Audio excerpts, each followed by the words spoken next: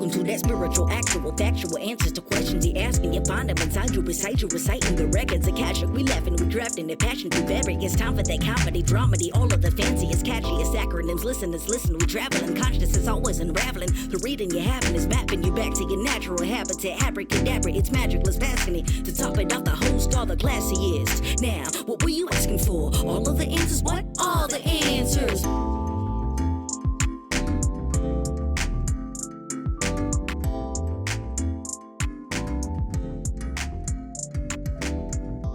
Okie dokie. Test. Desmond, we'd like you to know I spent 45 minutes before these guys got on here trying to get set up for you. Failed miserably. These two got here, and we at least got my headphones paired to Zoom and the computer, but still GarageBand doesn't do it. And we spent 27 minutes. So I love you, and I'm sorry for who I am, for what reality is, for my genetics, for my mom, my dad, America. I'm sorry about all the wars we've ever fought and racism and suicide. Sorry about animals that die. It's all my fault. That's my point. It's funny. That's part of the monologue that the young woman says in the play that I'm understudying right now. Is what? I'm sorry I'm who I am. I'm sorry I'm the way I am. I'm sorry that this didn't work out. Wow. Look at me being psychic. Prescient. And then my character in the show that I'm rehearsing right now says, I'm sorry about the guns and the cigarettes and the capitalist nature of the world. Oh, that's such a good line. God damn this play. You had another good line the other day. Yes, I'm going to fuck you now. In case you all hadn't figured out, that's Rami, but you knew that. Rami's joined us today for the whole recording session, or at least until they have to leave. Yeah. Cassidy likes to narrate the obvious. He likes to say the words to describe a thing that's occurring. Oh, I don't know. I care about our listeners and the fact that they're listening to an audio thing and not in a other video. words, you care about our listeners you think can't figure out that the person they've heard before named Rami is still Rami? What about our new listeners? Your new. Yeah. Okay. I'm not even going to respond. I love everything. Everybody's good and I love life. You're generous and that's kind. Cool. We're here and we're stealing Rami's time. So now I'm going to get all focused because I know Rami has to leave in an hour. We have so many things. You guys have so many things I want to talk about now. How did I go from I don't want to do this podcast anymore. I have nothing to say. I've said it all. People don't care. There's no fucking point anyway. Who gives a fuck? And the world is fucked and I don't want to help anymore. I'm done helping. Yeah, nobody's listening. Nobody's listening. Nobody cares. There's 1,000 people. It's not 1,000,000 people. It's 1,000 people. I'm out. Let me just time you out, and you're going to hate me for this. But now that we got all the audio working, your mic is turned up all the way. And it's probably peaking. How's this? Probably better. I don't know. I don't know which mic to adjust. Zoom, I guess, at this point. What do you mean? My laptop? Go into Zoom settings. I want to kill myself. I hate it too. But it's because I care about our listeners, and it's really. I hate our listeners. I hate our listeners, and Cassidy loves you. Oh, he loves you. Audio settings, input volume. I'm turning it down. It was not all the way up, by the way. Oh, yeah, but output volume. How's that? That's pretty good. Is that tidy? That's great. That's strange. Can you say words? Yeah, these are the words that we're saying. Can you say more words? Yeah, this is the words that I'm saying. Okay, great. Now, how's this for you? How's this? What I'm doing now? Get hyphy again and start screaming. It's not sincere anymore. Now I want to die.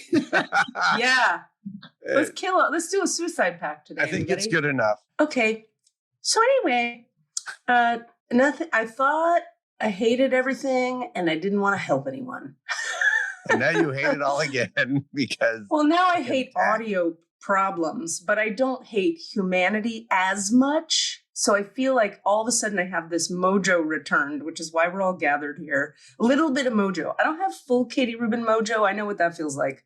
I have an 18th of Katie Rubin mojo, and it's just enough to give just enough fucks to talk about some shit.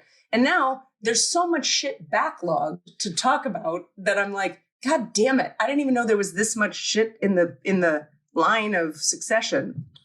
Yeah. In the channel of things that want to be said. So the reason we have Rami here today, because Rami's generous and wonderful, but is because I wanted to do another episode. We had stuff we were going to follow up on from last time, which I will briefly answer and talk about, but it's, I think, less interesting than and less important than like what we want to do today, what I'd like to do today, which is open the records and ask some really big questions about like, we on the left of the political spectrum are, a lot of us, pretty worried right now that like the world may explode or like we all have no rights at all. And personally, I go to like, will there be a civil war? Which a lot of like spiritual people, by the way, for 10, 15 years have been saying on the internet.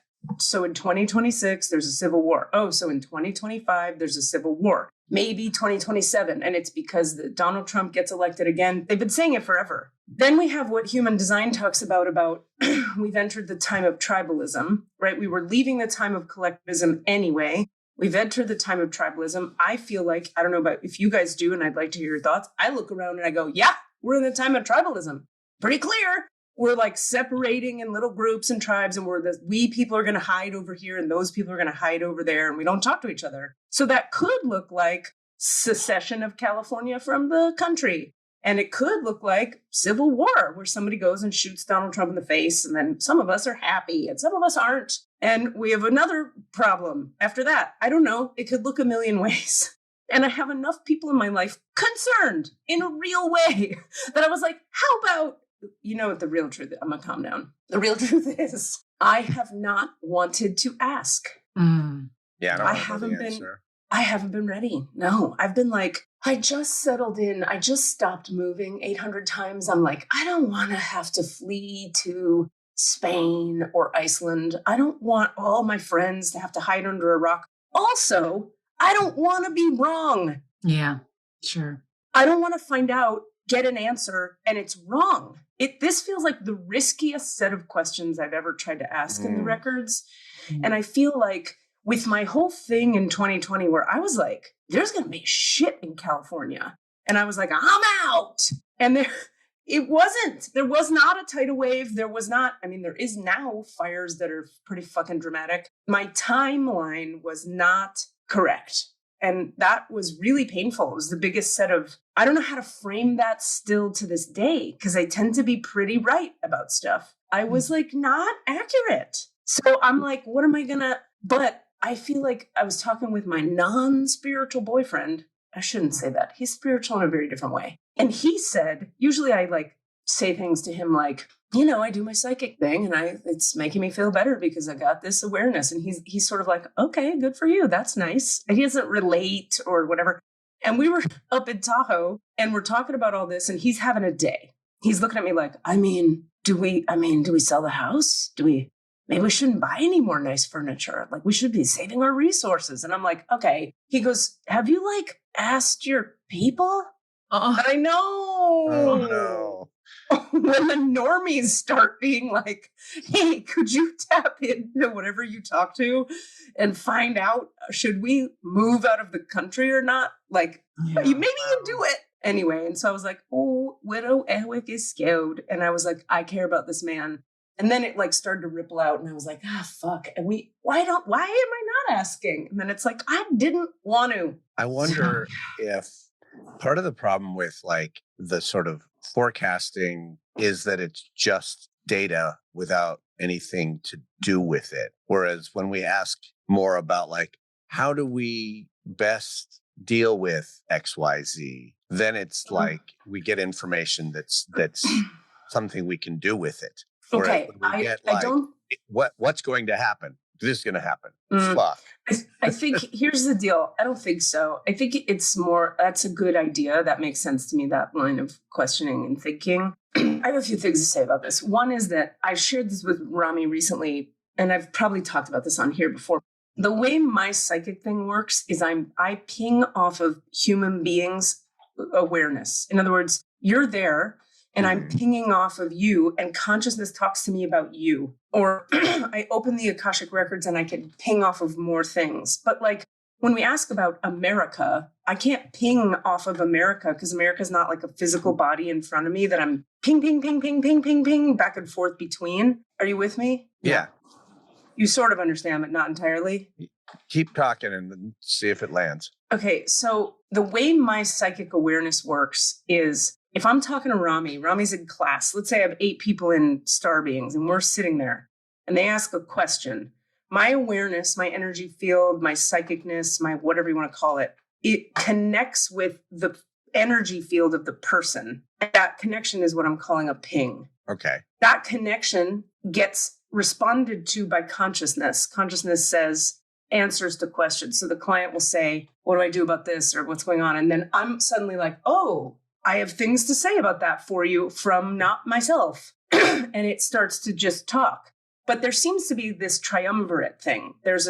If there's a connection with a human and my aura is pinging off their aura, if I could just see them, and then consciousness is the third thing, then we can all talk. So that I have a lot of faith in. It's never, I should say, knock wood, thank God, one day at a time, so far, pretty accurate. When I open the Akashic records of consciousness or America or all the people or the USA or whatever that is, I'm just straight talking to the field of divine light. I'm not pinging off of, there isn't a third person, a third entity. So part of why I asked Rami to be here today, and I was hoping they could do it, was that if there's more of us here, you and me, like if we had a room full of 500 people that are representative of America, I think I would get more information from consciousness that was more grounded and specific because it would be responding to the connection between my being and these 500 people. Does that make sense? Yeah.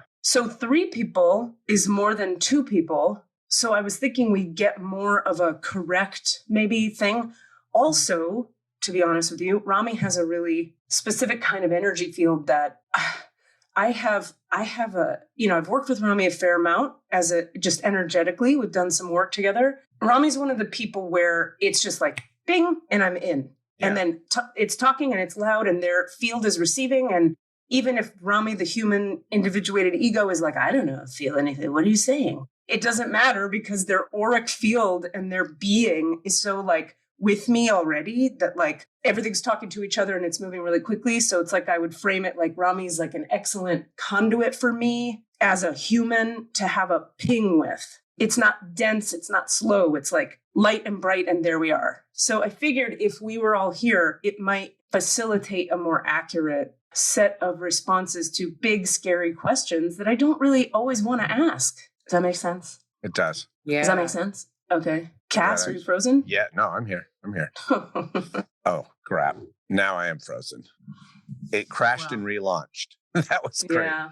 They're trying to stop us today. Is that true? No. It's, how the fuck do we talk about this? Okay, here.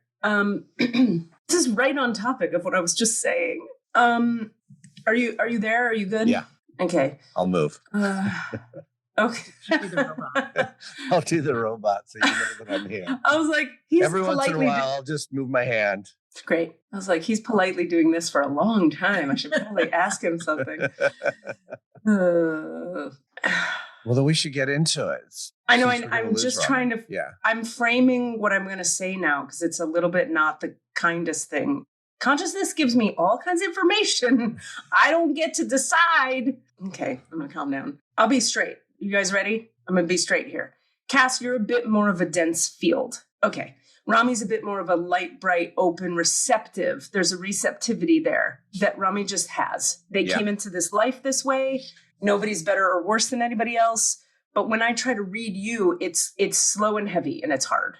Oh, yeah. I have no doubt that is true. Okay. I appreciate you. Okay. So sorry. Because I felt like, how am I going to say that sentence? And then I thank you for receiving it. And I do not hold that as a judgment. I hold it as like, well, a tree is a tree and a river is a river. Is a tree wrong? No. Okay. The point being, if I want to ask these questions, I'd like a Rami present so that I have an opportunity to be pinging off of a third energy that is going to facilitate something clear. Yeah. Okay. So we'll dive into it. And gosh, I feel so vulnerable about this. I feel so vulnerable to get into these questions. And I want to just put on the table anything you guys want to ask. Let's please do. It doesn't have to just be my questions, you know? Can I just share something? A message I got this morning. Yeah.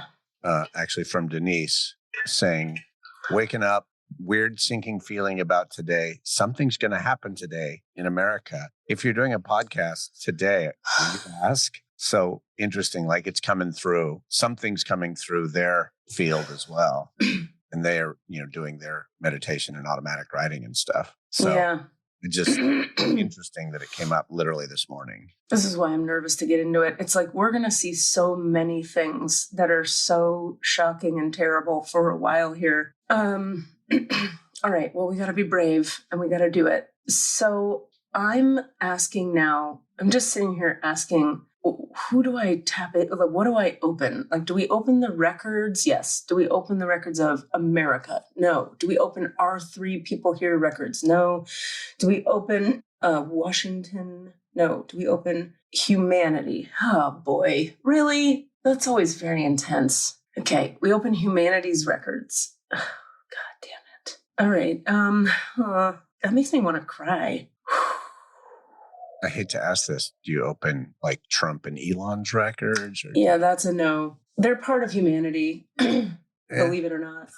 Yeah, exactly. Well, let's see if we could get, they're like, you could get information about Trump and Elon through humanity's records. Fuck. All right, then can you please make it tolerable for my body? Because this is hard. Make it so I can read accurately, connect deeply, but also not be tortured.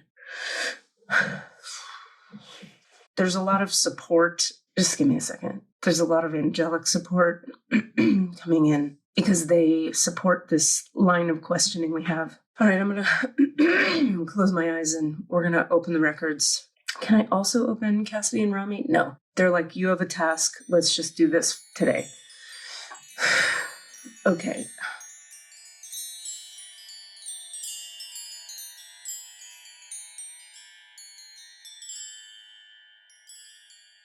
So we're going to feel into our feet and we'll take a few breaths into our low bellies. Excuse me. All 3 of us here. Breathing into the low belly and filling it with air. Letting the body sink into the seat we're each in. Letting the shoulders drop. And just doing our best to allow the heart to soften. And so we do acknowledge the forces of light, asking for guidance, direction, and courage to know the truth as it is revealed for our highest good and the highest good of everyone connected to us. Holy Spirit of divine light, protect me, please, from all forms of self-centeredness. And direct my attention to the work at hand. Help me to know humanity in the light of the Akashic records. Help me to see humanity through the eyes of the Lords of the Records. And enable me, please, to share the wisdom and compassion that the masters, teachers, and loved ones of humanity have for humanity. I'll just go quiet for a second here.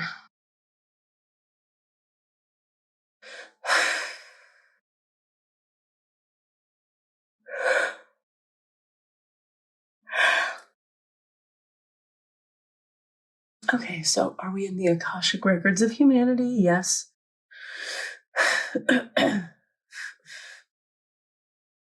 Okay, so I'm going to say directly to divine conscious awareness. Let me turn the mic a little bit for 1 second so that I can be in my weird position. Is there anything else I need to open or connect with? No. Okay. In order to ask the questions, no. Okay.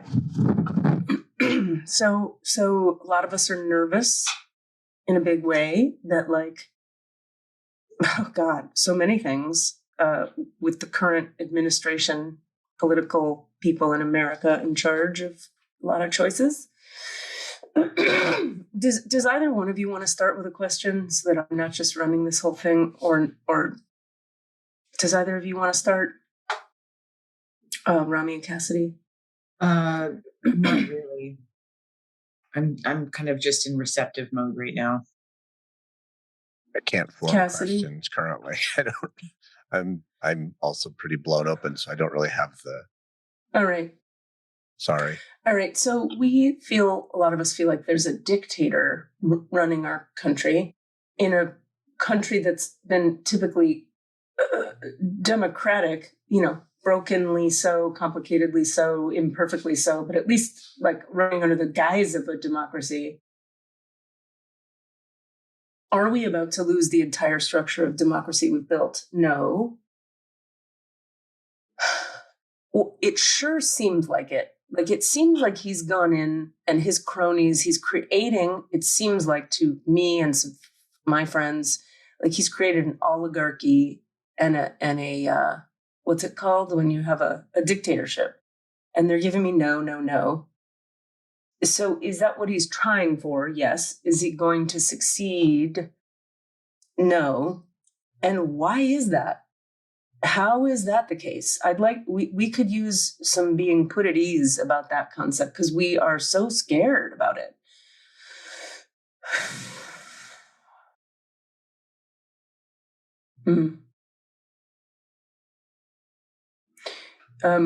They're reminding me, you're connected to the Akashic records of humanity. Humanity has a lot of, they're showing me the energy of humanity. And humanity is this bright light thing. Okay, but humanity also chose this person.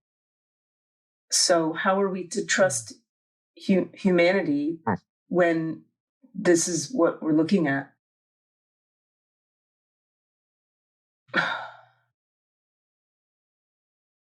Give me a second. Oh man, there's so much. Okay.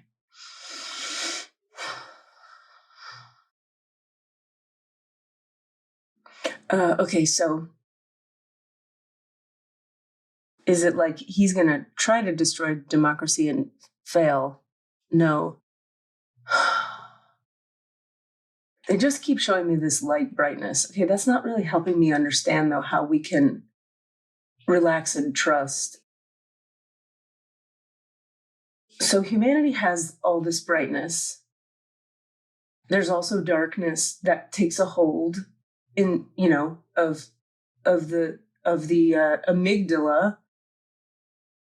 That doesn't make, better than anyone, just because you feel deeply afraid doesn't make it true, doesn't make the thing you're afraid that will happen true. Okay, great. And we would even say, remember, there are people on the other side of this political divide who felt this afraid with your previous person in charge, with Biden in charge. They were like, wow, the world is ending. The world is ending. Don't mistake a time when humanity, like kindergartners, goes into separate corners to throw separate tantrums, as an expression of what the higher frequencies are up to. That is to say, don't use the eye of your eyes to understand what's happening. Use the eye of your awareness. Use the eye of consciousness. Look through the heart and see the bigger picture. Okay, that's what I'm here to try to do today. I'm trying to see the bigger picture so that I can help be a force for reminding folks who are afraid we're all going to literally not survive, or be safe, or have rights, or be able to go to the doctor and get prescriptions, or have a Department of Education or Social Security or any of those things.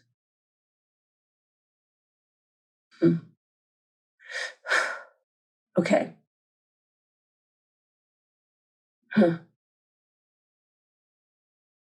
Boy, this is So remember that, and then we can ask some more granular questions if we want to, but remember that even when things fall apart structurally, the structures that held together good and bad before, the structures that allowed for some good to occur, aren't the only possible structures through which good can occur. In other words, let's say your system were to collapse. That doesn't mean you never will have what you need.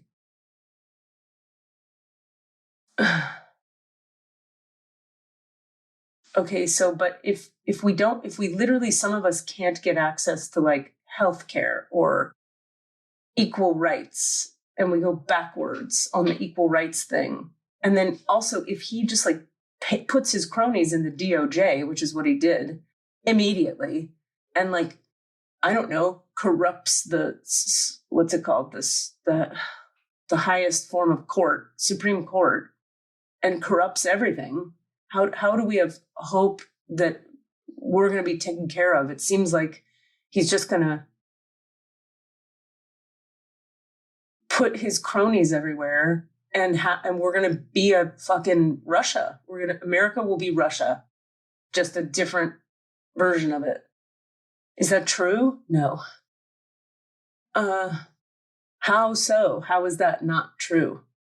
It seems pretty likely given what's going on. Is he gonna, okay, I'm not getting answers, so I'm gonna ask more specific questions. Is he gonna die like mid office? No. How the fuck old is this fucker gonna live to be? How old can a fucking, what the fuck, die already?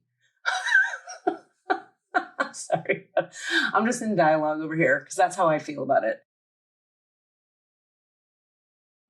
Is he going to live through his entire 4 years of no? Okay.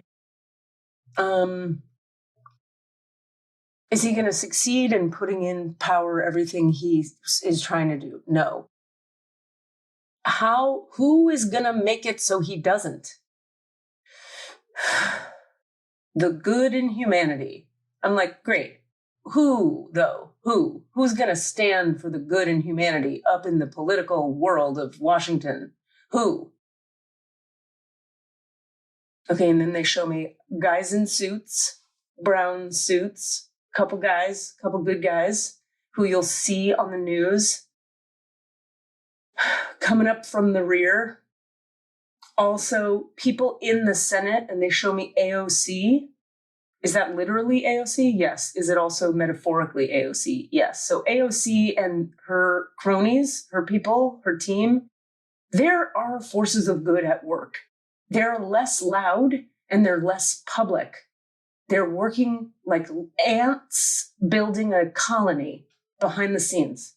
Remember, don't believe the loudest voice in the room. The loudest voice in the room is not always the truest. It's definitely not always the one that is serving the light. To which I say, yes, right, we get that. I get that. But like, can the people serving the light that are in those roles politically actually do anything? And they say, in the face of so much power and so much fucking corruption. And they show it to me like this. Picture the ants, all the people serving the light. And by the way, on both sides of the political spectrum, who don't want corruption at the end of the day.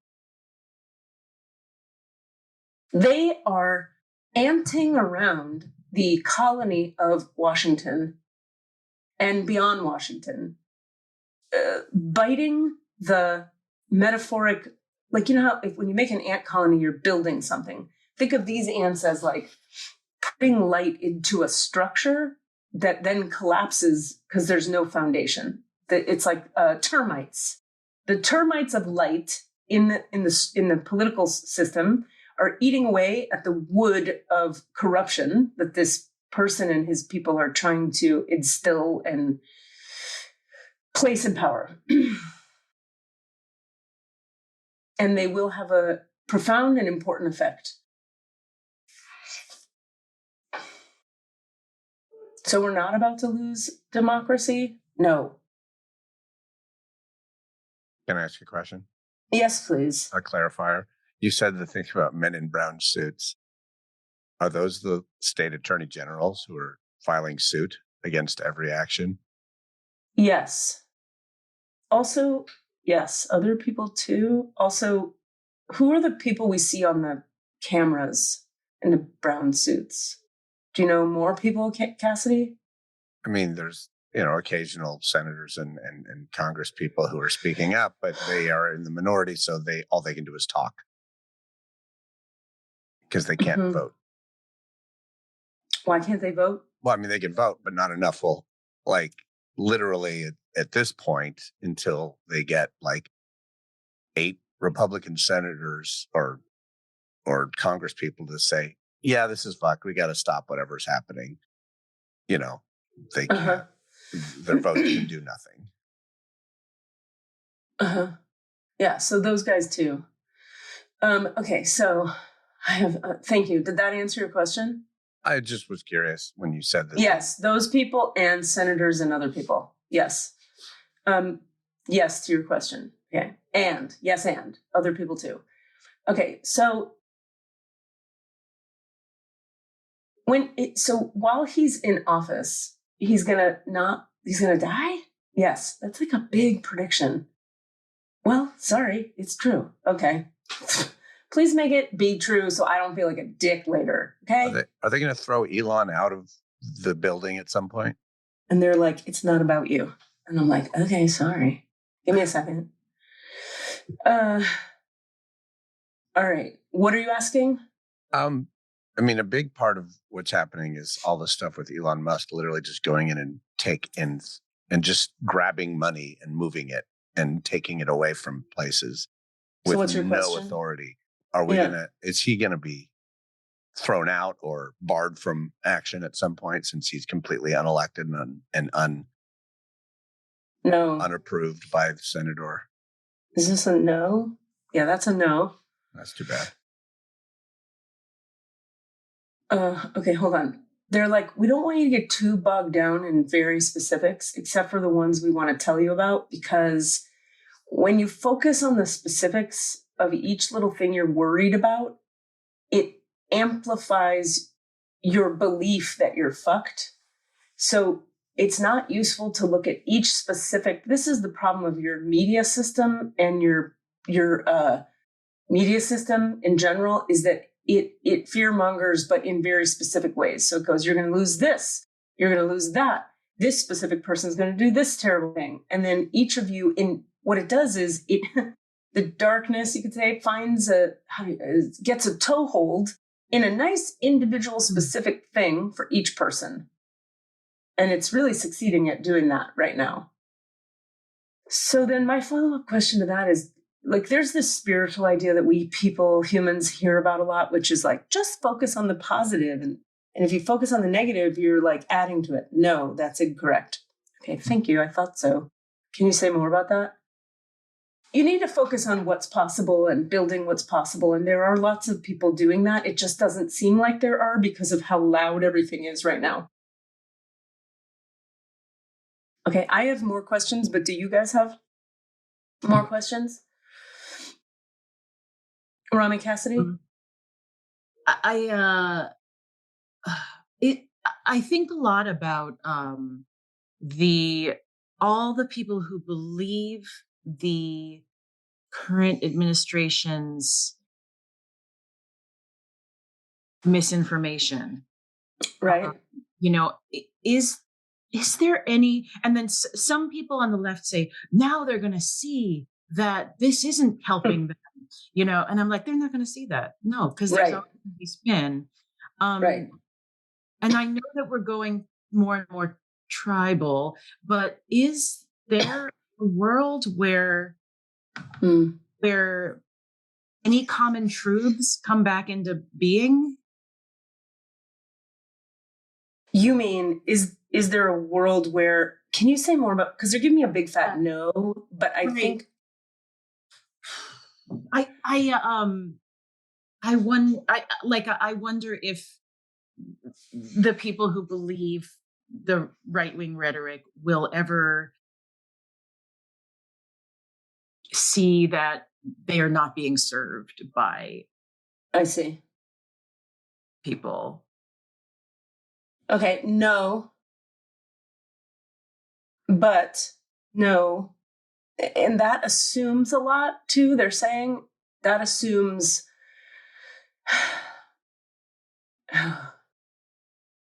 they're wrong. And that here's the thing. Corruption is the problem, not and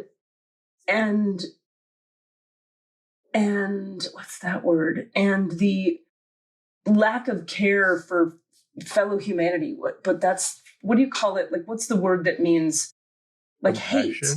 Oh, Yeah, hate and separation and corruption are the problem, not the right wing per se, in terms of certain things they believe. However,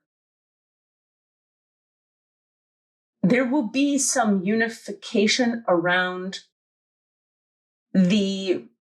but not entirely, because you're dealing with a lot of the population who, to be honest with you, is incapable of nuance.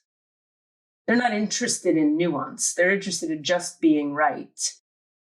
And so this is what we ask each of you to stay aware of is do your best, even though this is hard, to stay in mercy and compassion in the heart rather than in the desperate need to be right. Now, this time in humanity's history is about kind of the burning off of ego through a big, angry ego battle. That is to say, you see in yourselves as individuals how, in order to change something, right, about yourself, ego has to die on that topic, and you have to surrender to a higher frequency. Or do you understand? You with me? Yeah. They want me to pause here. Do you both understand? yes. Okay. So you can say no if you don't understand. I know. Okay. So think about, you have a disagreement and your heart hurts in the disagreement. And the heart hurting is the place that makes you go to the higher frequency and that allows you to say, I'm sorry, or to make a new choice, or to stop hurting yourself or someone else or whatever. The ego of humanity is taking the shape of two sides of two ego shapes that are going punch, punch, punch, punch, at least in your country, pretty strongly.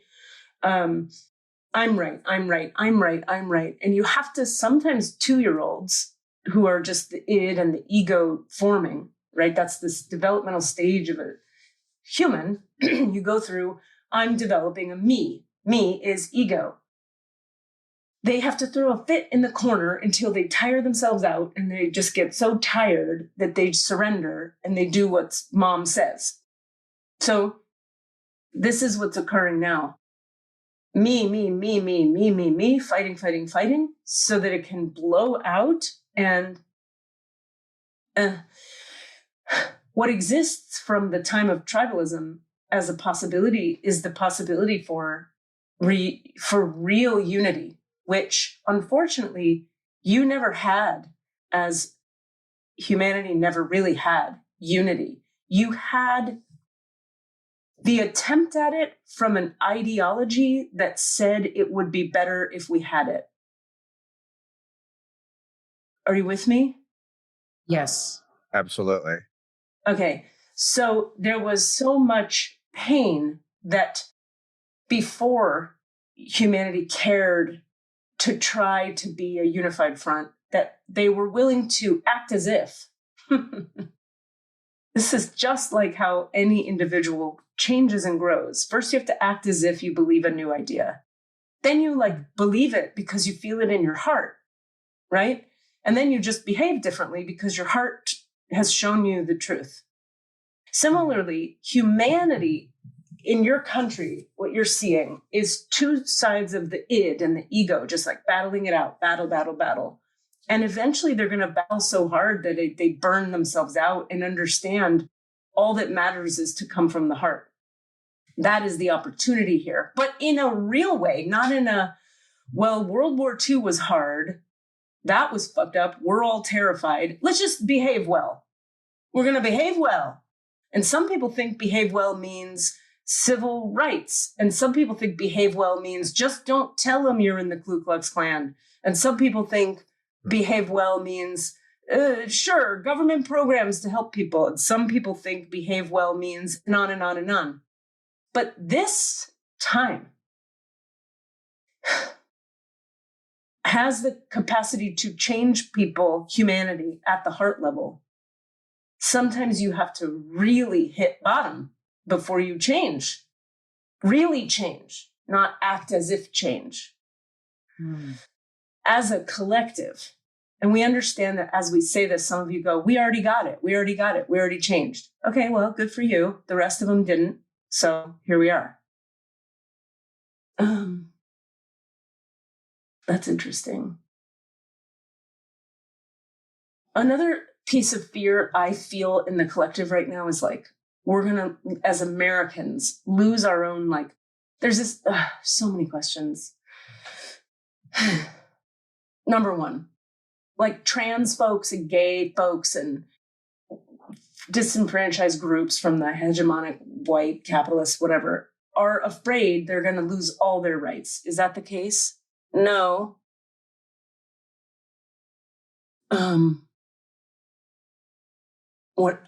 How so? Can you say more about that? Because I need to say more about that for people. Because they're just like, no. I'm like, yeah, but can you say more? Because it doesn't seem like it for people. And they're like, okay, we just talked about this. The ants and the light, and it's all crumbling, but they have to ego it out. It's all the same. Okay, I see. All right. It's all the same conversation. So that's an example of getting specific again and getting mired in the specifics of, but what about this? But what about that? Yes. Okay. Okay. I'm going to say one more. I'm sorry, but I am, which is like some of us are thinking we should leave this country because they could create, there's this whole idea that they're going to create, the oligarchs are going to create corporate city states where Zuckerberg owns California and whoever else owns other states. And then we won't own our own property. Is that like, they'll just commandeer our homes and be like, bye. Or like, you can keep paying us, but and they're like, no, no, no. Which part of that is no? All of it? Yes. So they're not going to succeed at creating corporate city states? No. Boy, that's hard for me right now to believe. No. No. No. All right. Keep your eye at all times on your own life and your own heart, and how each time you learn a new thing or get humbled by life, it comes with pain. Each time, we say it again, you get humbled in life. There's pain that teaches humility. Do you understand? You guys get it?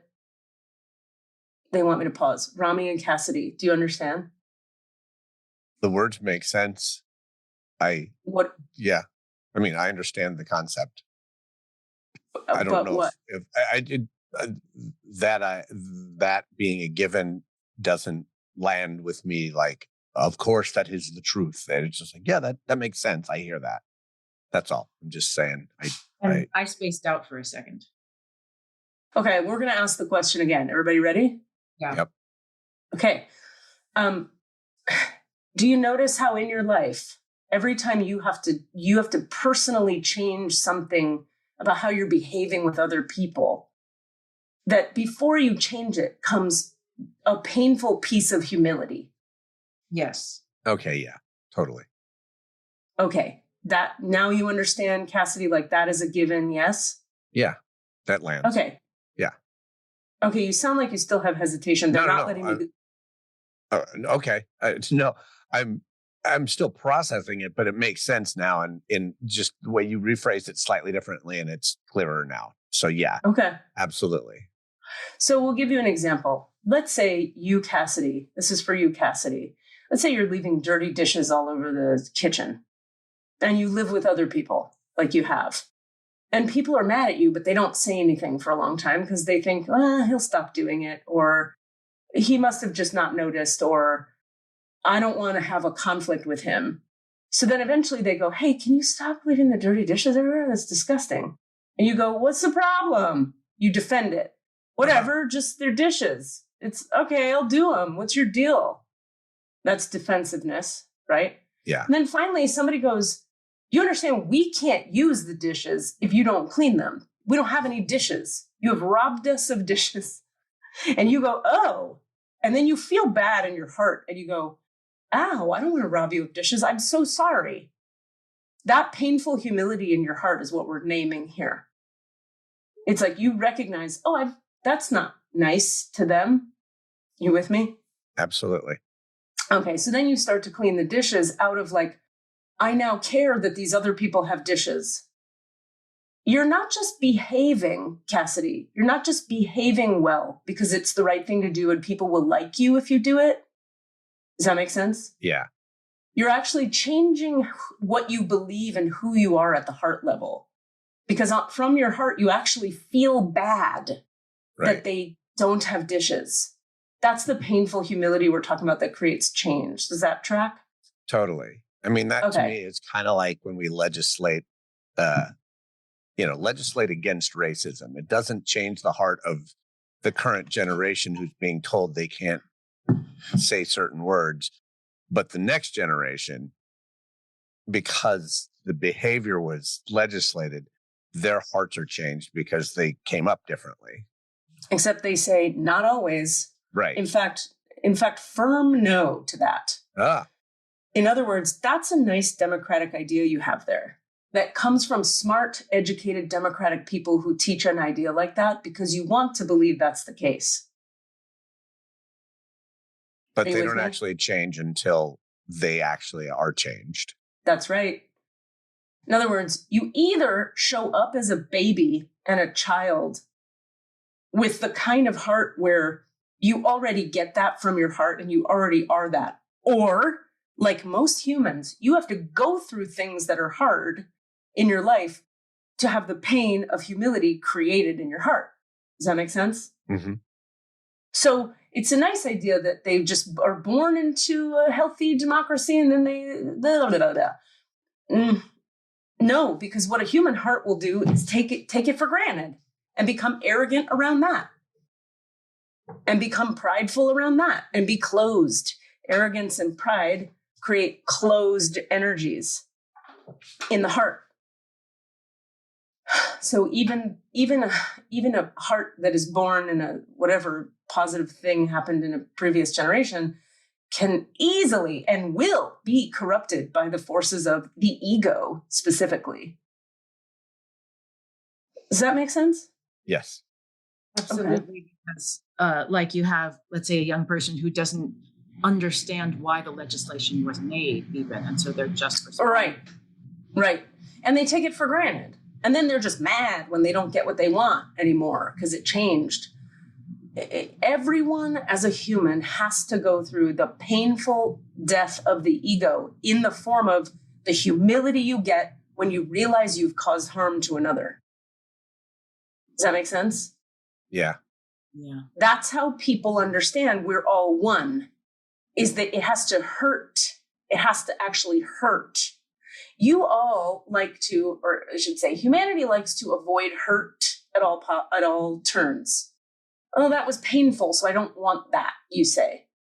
But pain, when you harm someone, the pain of harming them is what, through humility, softens your heart and changes your behavior, possibly, potentially, if you're willing. Are you with me? Yeah. So without pain, you cannot grow. You with me on that?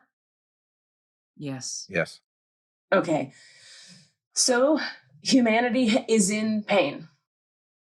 and is fighting itself. Two parts of it: fight, fight, fight, angry, angry, I'm right, fighting, fighting, guns and murder, all the things, so that it can cause enough pain to wake up to the absolute insanity of ever having done so in the first place. Once you realize, Cassidy, that you not doing the dishes isn't just about you not doing the dishes, it affects everyone in your house. And once you have care for everyone in your house, you don't want them to be unable to eat. And to push that metaphor out, that you mentioned there's the defensive moment in that. And that's something I've definitely noticed when I'm approaching change, when I'm approaching sort of a crunch point of change, of ego change or of heart change. I get defensive first about the very thing that I'm about to get change about. You know, when I'm violently defensive, it's like, oh, that must be a thing that needs to shift. Does that make sense? Yeah. Yeah. And that's the moment you're describing right now. Right. Like, on a cultural level, like the massive defensiveness of, don't tell us that we have to use pronouns or whatever. Like, don't, like, it's defensiveness against all these things that are being, heaped on people. Careful. I'm just listening. Yeah. Careful, because you got righteous right there. Oh, absolutely. And I'm aware of that too. And that is, you are part of the whole ego death. You also. Yeah. When these political flip-flops happen, you each think, phew, now we get to be right. This battle will never end, ever, until you really understand from your heart, really, though, there's no separation. So you're still in the fight as a collective. Yeah. So let me put this another way. If humanity really learns from the time of tribalism, what humanity is will look so different, you won't recognize it. You will feel so different inside yourself. This conversation would be crazy because you will be such a different being. You don't understand, you meaning humanity, doesn't understand the DNA level change that is occurring. Humanity is changing at a level that is, it's like, imagine a squirrel becomes a dolphin. Can you imagine that? No. That's pretty crazy, right? It's a big, stay with me. It's a big shift, isn't it? Isn't it? Yes. Yes. A squirrel to a dolphin, they're not going to let us move forward unless they're like sure that you both of you people here really get each point I make. They like won't let me fucking talk. Okay, so we can't zoom out and we can't lose this. We have to try to get this if we can. If you saw a squirrel or 50,000 squirrels, all the squirrels in Central Park became dolphins, wouldn't that be shocking and incredible? Yeah. Yes. Okay. Humans are going through a change that is that radical. So it's not a change back to something that worked before. And it's not a change to like, we all look how we look and act how we act, but we get it now. And now it's a better version of this. Humans are being altered at the DNA level, but you have to die to become a new thing. You can't. So when the squirrels become dolphins, there's no squirrels anymore. They're dolphins now. Does that make sense? Yeah. Okay. So you're alive during a difficult time because it's the time of the friction. 2 pieces of sandpaper, or think of it this way, sandpaper rubbing up against skin. And it's going like this until the sandpaper is smooth like the skin of dolphins. Dolphin skin is very smooth and shiny. Does that make sense? Mm-hmm. Okay. But let's say the dolphin skin felt like sandpaper. You would have to use a lot of other sandpaper to sand the dolphin skin down, and it would be screaming the whole time, the dolphin that you're sanding. Does that make sense? Yeah. This is a terrible image and I hate it. Well, welcome to That's the Point. And we'll come back to that. So then you have a dolphin with shiny, touchable skin, but it wasn't pretty to get there. Humans, we said this before, we'll say it again. Humans never want there to be pain on the road to growth. There is no such thing as growth. There is no such thing as change peacefully. Sorry, there isn't. There has to be death before there is rebirth. You are in a sandpaper time of something that is dying to become a better, bigger, more expansive, more conscious, more awake thing. And the thing we're talking about is humanity. What will happen is yet to be seen? No. What will happen, and these changes will occur, and it will not be comfortable for the mind and for the ego. So your best practice and your best choice would be to stay in the light of conscious awareness as much as possible. Okay, we got through that. I know you're not looking at the screen, so I'm just going to tell you that Rami has been preparing to depart and is probably going to depart in the next 30 seconds. Give me 1 second. All right, so you have to go. Do you have anything else you want to ask, Rami? Go fast, because we can do it while you're gone if you want. Are you thinking?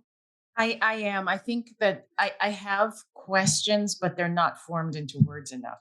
So. All right. Feel free to text them if they come to you. But before you go, no. Okay. You can go. Sorry. Okay. Part of this. Yeah. Thanks for being here. Have a good rehearsal. Hello, everybody. I am taking today to do a little audio house cleaning. Since Rami is on the show, I'm going to use this opportunity to clean up their RAMI'S Rules folder. They gave me some right before all the answers took a little hiatus, and I still have them. So these are RAMI'S Rules from July 2024. At the time of this recording that I'm speaking right now, I haven't listened to them. I don't know how outdated these rules are, but these are their thoughts from last summer. And you'll notice too that we're missing some music. Again, I'm going to do some house cleaning. We're missing some music in the episodes. Since all the answers went on YouTube, I thought I had all the rights to all the music that I was using through the appropriate channels, but YouTube is much more stringent on checking those copyrights. So I don't believe I have stolen anything, but I have also, it's been difficult for me to dig up all of the legal documents I need to make YouTube satisfied that the music I'm using is good. So hopefully some music will start popping up in the next month or so as I get good, cleared, YouTube safe audio. And send an email to allanswerspod. That's allanswerspod@gmail.com, and tell them how excited you are that they're back. Maybe throw some questions their way. They haven't actually talked about it, but I bet if they got a bunch of questions, they might do a user question episode. So audience participation is the shortest distance between less episodes and more episodes. Now enjoy these RAMI'S Rules. Oh, what's up? It's Rami. So I am in a dreamy, multicultural hippie town in Southern Oregon where the main industry is performing arts. Specifically the Oregon Shakespeare Festival, OSF, but also so much other performing too. It's wonderful. And it's a small town. And so it's got like small town pace and small town friendliness. Hello, you know.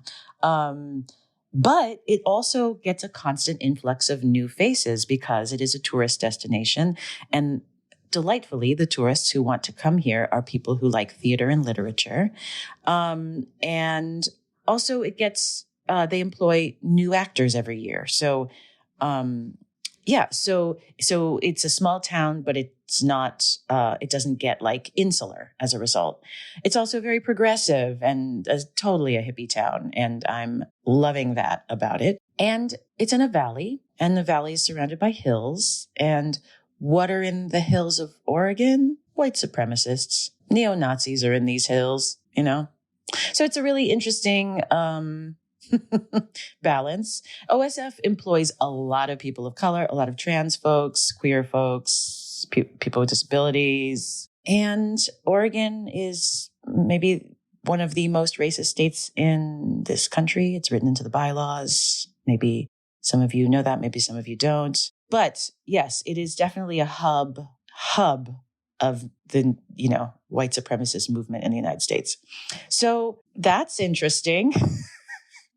To be living this dreamy life right here, but also feel the pressure, the sort of unseen pressure that is close. A friend of mine who was here during the pandemic said that during that time, some of the white supremacists were like creating road blockages and stopping people of color. And he got stopped. And, he was pretty shaken up. And when he told his white neighbors who he was very friendly with about it, they didn't believe him, and so there's like, so it's very close and, things are getting hot. There's an election coming up. And so anyway, yeah, what's that going to be like?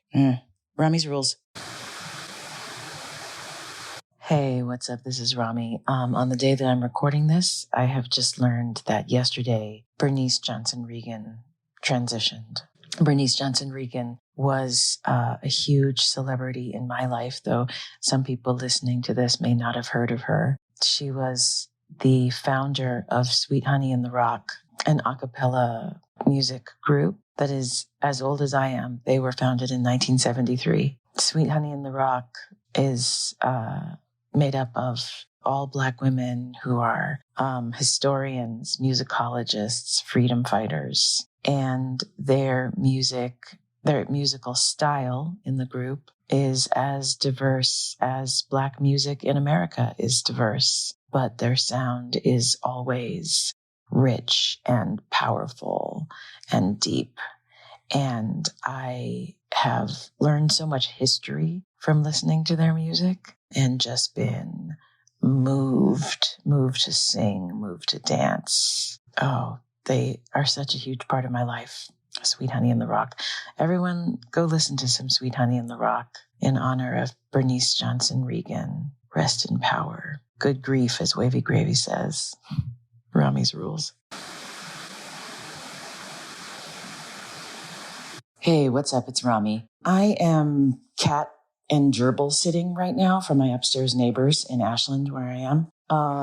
They have 2 very sweet cats and 13 gerbils. The 13 gerbils are in 2 different cages because of politics. So Sparkle, the patriarch, lost a fight, and I guess in gerbil culture, they're supposed to eat him now or something. So anyway, they divided up the gerbils into the pro-Sparkle contingent and the anti-Sparkle contingent. I'm not sure actually how they know which gerbils are on which side, but I could ask them, I guess, when they get back. Anyway, so yesterday when I went up there to feed them and stuff, I fed the cats, I was petting them, and then I went to feed the gerbils, and I was like, I should probably check on their water, just top it off. It needs topping off. Okay, this is the first time I have checked their water since I've been in charge of them.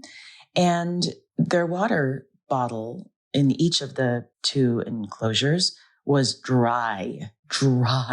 There was 0 water in either bottle. And I was like, oh no, how long has this been this way? I mean, I think it's been that way since before they left town, I have no idea how long, but it takes a while to get through one of those bottles, even when it's 13 gerbils. So my heart started racing and I was like, oh my God, water emergency. And I filled them with water and I was like, I got to get more water to them.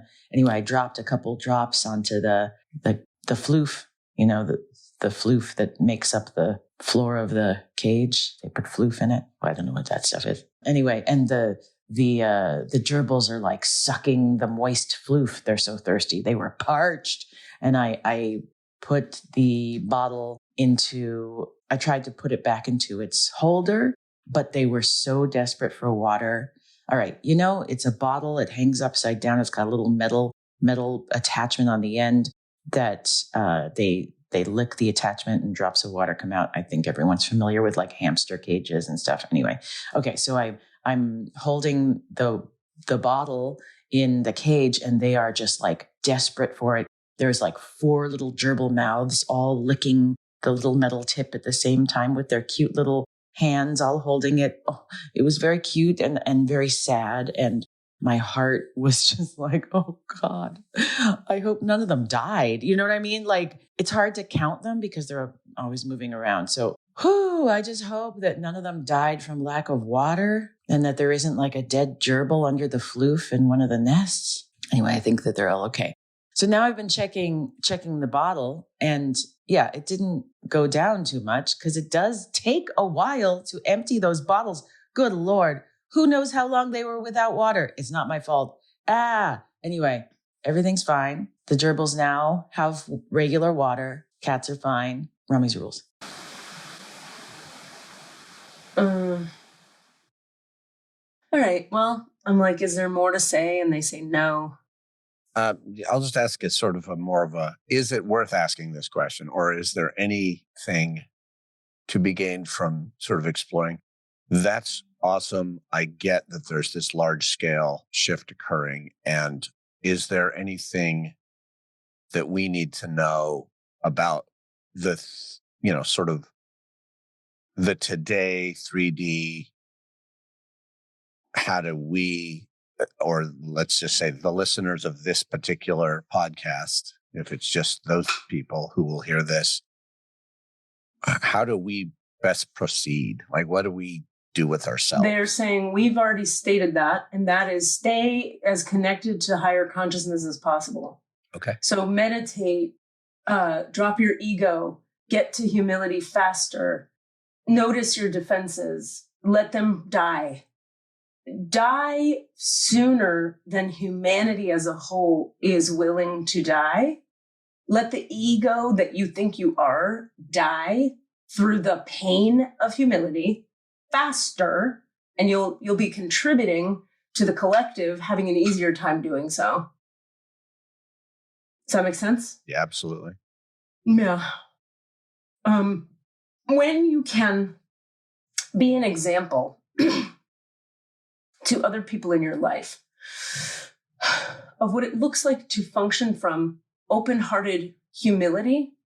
Oh, I'm sorry you are hurting. I will do different things on whatever topic that's on.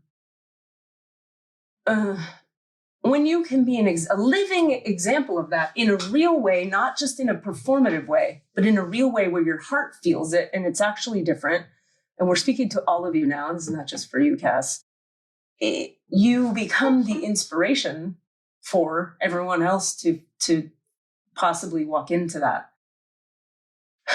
Here's one place where the people on the left are often missing the way that the people on the right, as you call it, are actually quite evolved.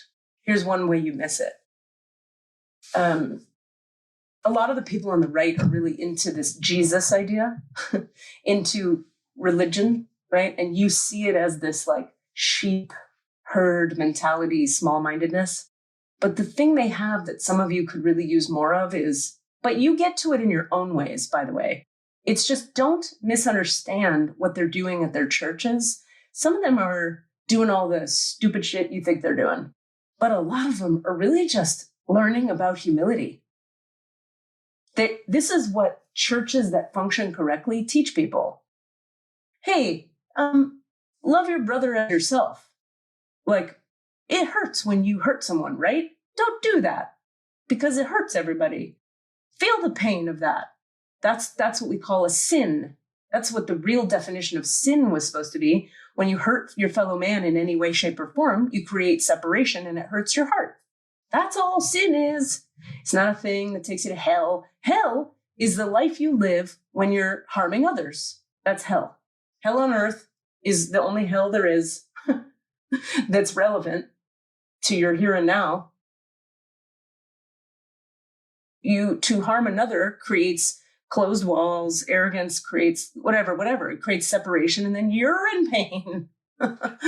Now, what's hard is a lot of the humans are not far enough along on the path of actual spiritual development to even have contact with that pain inside themselves.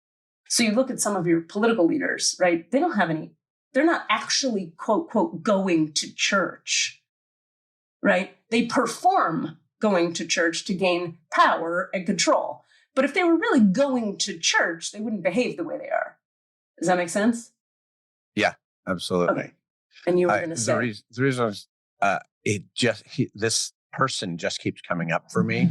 Yeah. And then you just reintroduce them in my head. So I feel like I am being called to talk about him. And that is, he's sort of a stand-in cipher for me. A very close friend of mine's father, who is one of the people that I think of as actually, believing in Jesus as a inspiration. One time someone asked him, what matters to you? Or what are you into? And he goes, Jesus Christ and bolo ties, which is hilarious because he collects bolo ties. And I believe that. And in a conversation with him once, he was just talking about, oh man, I mean, that's what the love of Christ is what really brings me back to.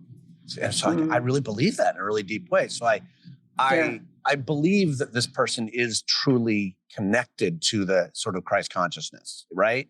Or to Christ as a religion. And he's the most, super religious person that I know and love. I love him. He is my friend's father. I have a relationship. And yet I assumed coming up on this last election that he actually wouldn't be that Trumpy because he's truly Christian, right? Right. And believes in the principles of Christ. No, not true at all. Totally, 100%. Trump's this, Trump's that. He's doing the thing. He's border this, all the things. And so where I'm struggling is like, cool, but literally taking food out of the mouths of children, literally like taking these actions and living a life that is as publicly anti-Christ, and I don't mean antichrist, but anti-Christ as you could possibly imagine in my understanding. So, and I'm saying all this to say, this is also relevant to that right-wrong thing. Yeah. I'm having arguments with him in my head, and I'm realizing, okay, I need him to say that he was wrong. And that's a problem. That I'm thinking that. I'm like, okay, great. So I need to address that in myself. And yet I'm still struggling with this idea of like, why you call yourself a Christian? How do you still? And now you just got more information that says, no, he is not operating by those principles. In fact, he is operating in direct contrast to those principles as I understand them. So that's where I get really like, what's going on? So your question is, they always want me to do things in the form of a... That's a really good point. I don't know. My question is, what's up with... No. What? Okay, so the bottom line is it's quite simple, and you already probably know this. The people who act against the care and the needs of others are not true Christians, right? In terms of their behavior. And so, but when they act that way on either side of a political spectrum, okay, when anyone acts that way, they don't understand that that's what they're doing. They think that what they're doing is contributing to the welfare of people. So they have a misunderstanding. So in other words, people who get this is going to help my family and my neighbors. They forget about, the big family of humanity and the neighbors of humanity. Like Mexico is our neighbor, you know. They don't think about that. They see it as a threat to their close-knit neighbors and family. Yeah. So it's short-sightedness. They're missing the point. That's not Christianity for real. The end. They misunderstand it. You know, Sidi al-Jamal was Katie's Sufi guide, master, perfected master. He used to talk about, he would come to the States from Jerusalem, this holy man, and when he would walk in the room, their heads would bow despite them, and everyone in the room would sob because his light was so powerful that your darkness would be burning off your heart the moment the guy walked in the room. Didn't have to say a word. Incredible, perfected master in form. Wow. He used to teach, he said, the people who, the Muslims, he would say, understand their religion the least. And we would say, what do you mean? And he would say, they read my book, they read the Quran, and they behave correctly, and then they get righteous about how correct they're behaving.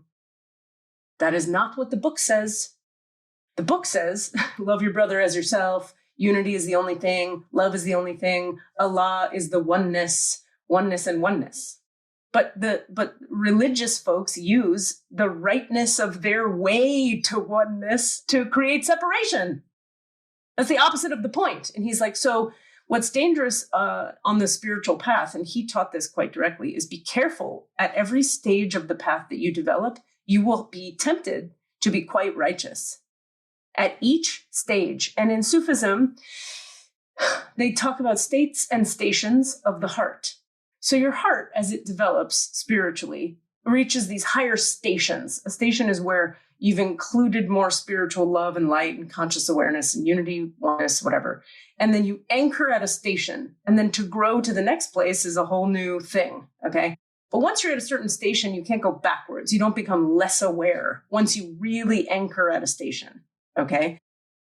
The problem with anchoring at a station is every station you anchor at in the heart is a place where you go, see, look at me. Anchored in this evolved station. See how evolved and anchored I am in the third station of the heart? And Allah says there's 90 million stations of the heart. Keep going, bitch. It doesn't say you did it and you're now superior, but that's what a human ego does. Mm-hmm. So that's what they do. They take the religion and the teachings at the heart of it, and they make themselves right to defend against someone else who's wrong. And there you have it. So it's just ego taking hold at a different station. In other words, let's say this differently. Some of the man you're speaking of, you know, he has entered the first station of the nafs. He's been awakened to the light of Christ. Hooray! Now it's time to grow again. Yeah. But he's so happy with his anchoring in that station, and he's so proud of himself that he thinks that's the end of the work.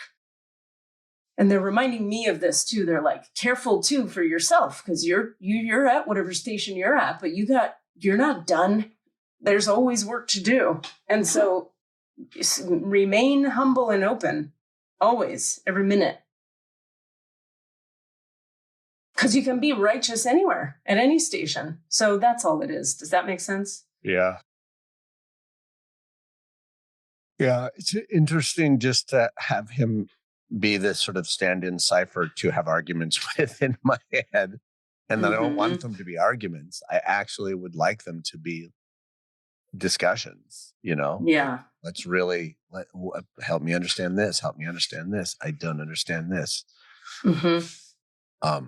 Well, you have to remember, if you're trying to speak to someone at a third station of the nafs consciousness level, but they are at the first station of the nafs, it's very hard to get them to hear you. Mm-hmm. So they have to go through their own individual trial by fire. They have to do something that causes harm to another such that they wake up and realize it. And you yelling at them is definitely not going to be that moment. Yeah, no. It's just another moment for them to defend against. So I think this is me now. I'd like to ask, what can we do to create more collective moments for more people on earth, for their heart to be shattered open by the pain of separation, so they become willing to be humble and connected again. They go, nothing. They got to do it themselves. Well, because they say friction is happening. The sandpaper of each side is rubbing. It's rubbing, rubbing, rubbing. So it has to rub until it's done. It's happening. It's happening. Yeah. You think you have to do a thing to make it happen. Consciousness is moving things forward, whether you like it or not. So the rub has to happen to break the heart open. So the rub is happening. So just keep your heart open so you don't have to get rubbed. Does that make sense? Keep your heart open so you don't have to get rubbed. Oh, so you can, in a sense, protect is maybe the wrong word, but you can, in a sense, protect yourself from some of the pain of the friction by doing your spiritual work that keeps you safer, or more open-hearted. Yeah. That it's actually, even though being open opens you up to more pain, which is what you need to have in order to grow. Correct. Yep. If you need to grow, I'm just following this train out as it's coming to me. Yeah, you need but also being more open is a way of actually both increasing the possibility of suffering, but also alleviating your suffering. Remember, humanity is addicted to not having pain. 100%.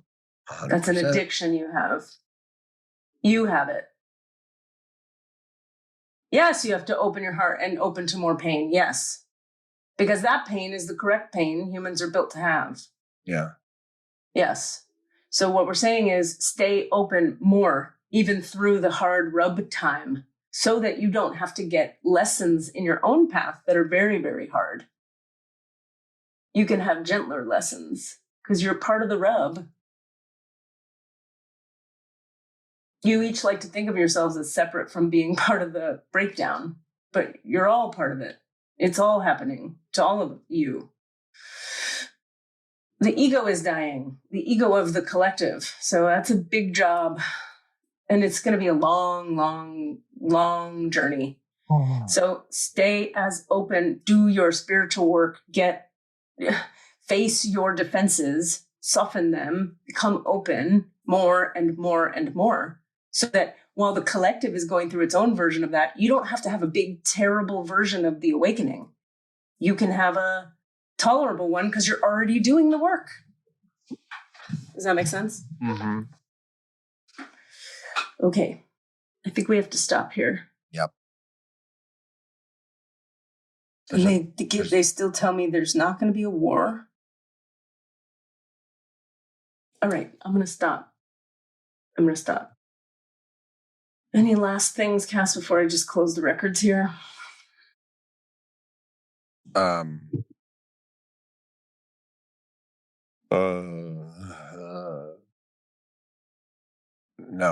You just reminded me of a line in my play, and that's all. And I can tell. What is it? And it's actually about scientists, but it's the same thing because we are scientists of the soul. If we didn't get so much wrong, then we would never learn. And that's what makes a great scientist, the ability to fail and learn and change and grow. That's good. Exactly. I want to thank the masters, teachers, and loved ones for love and compassion, the lords of the records for their point of view, and the Holy Spirit of light for all knowledge and healing. So you return all of humanity's energy to itself. Return humanity to its complete human wholeness. The divine portal and the Akashic records of humanity are now closed. Amen. Divine portal and the Akashic records of humanity are now closed. Amen. The divine portal and the Akashic records of humanity are now closed. Amen. Amen. Amen. Shadawan la ilaha illallah. Shadawan Muhammad abduhu rasulullah. Amen.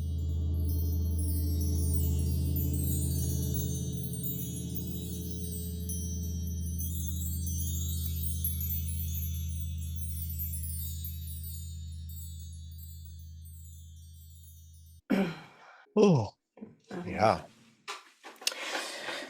Okay. That happened. How are you feeling? better than I thought I would. I thought Yeah. they really made it gentle on me. That was cool. That felt gentle. It didn't feel as sort of jarring and horrifying as was expected. Yeah. Well, I don't know if you remember that time we went into the records of humanity before on here. It was really intense for me. Yeah, and maybe for you, sobbing and wailing and feeling the collective weight of colonialism and like it was. Yeah, that's right. It was a lot. This was a little more like, yeah, it sucks. Keep going. Well, and they asked, they were like, well, you asked, and so we can support you. If you ask for help, we'll support you. I'm like, oh, yeah, okay. That seems very simple now. Nice. Okay, well, thanks for doing this. Thank you, and we will see you again soon. I'll see you tomorrow. Sounds good. I can't wait. Yeah, we'll talk. Have a great day. You too. Love you. Do your work. Love you too. Keep doing it. Let's all do it. All right. Okay, bye. What are you asking for? All of the answers? Say what? All of the answers? Yeah, all the answers. Hey guys, thanks for listening. We'd love to hear from you. Please email us with your questions so that we have questions to answer in the Akashic Records. Our email address is allanswerspod@gmail.com. That's allanswerspod@gmail.com.